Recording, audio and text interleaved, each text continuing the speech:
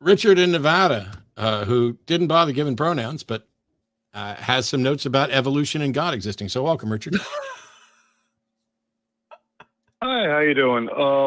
I spoke with you about 6-7 months ago. I don't know if you remember or not. I don't even know which one of us you're talking to. Maybe both, but I don't recall. But welcome back. I spoke with you. Okay. Hi. Yeah, I just wanted to really finish our conversation, just because you made mention if evolution were somehow proven false. You said that does not no way know how to prove God, and I said by default, correct. It absolutely does prove God. It absolutely does not. Just like saying if the butler didn't do it, that proves the maid did. If evolution is not true, that doesn't mean that a God did it. That's just a logical fallacy. Seriously flawed analogy. That's a seriously flawed analogy. It's not a flawed analogy. It's a logical fallacy. All right, here I'll make this easy. Let's Shannon and I hate to do this on behalf of Shannon. I will, for the sake of this argument, pretend that evolution is not true. How does that prove God? Okay, if evolution it's not logically possible for mankind to exist if evolution is not true, and if evolution is not true, and Richard, I need to stop you. I want to give you your Richard, I need to stop you. I'm going to give you your time, but you literally just said that if evolution is not true, it's impossible for humans to exist. So I want you to pause. Think about the question you're asked, because you just argued on our position, even though it's my position is not that that's the only way that humans could exist.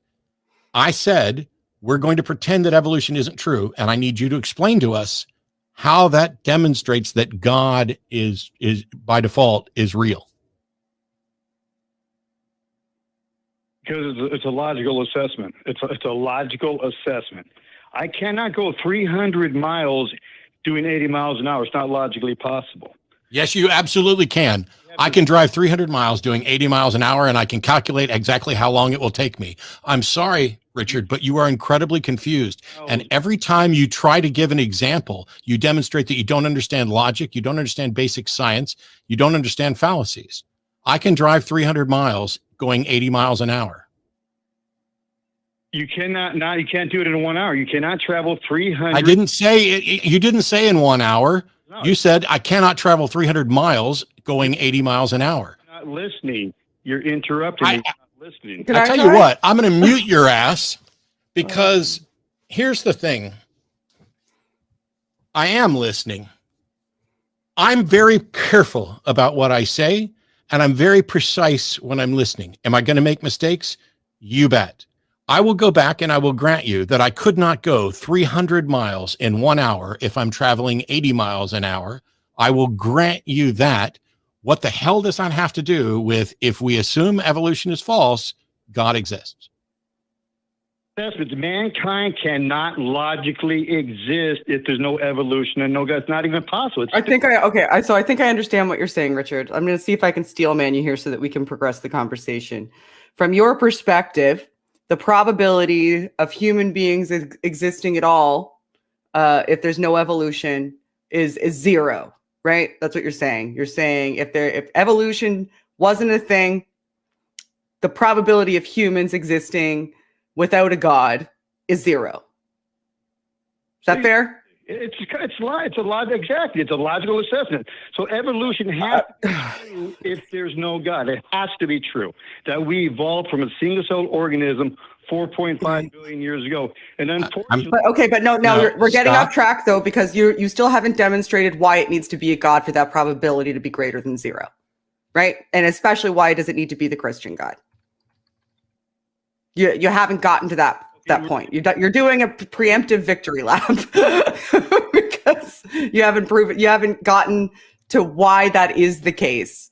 But so it's questions that's just going to get derailed. Every time you ask a question that gets derailed, you will never get to your destination. Never, ever, ever. Well, you're not going to get to it going 80 miles an hour, because you, sir, don't listen. Here's the thing. We have a situation where human beings exist. And right now, we have a model, evolution by means of natural selection, that explains the diversity of life, but not necessarily the origin of life. That would be under abiogenesis.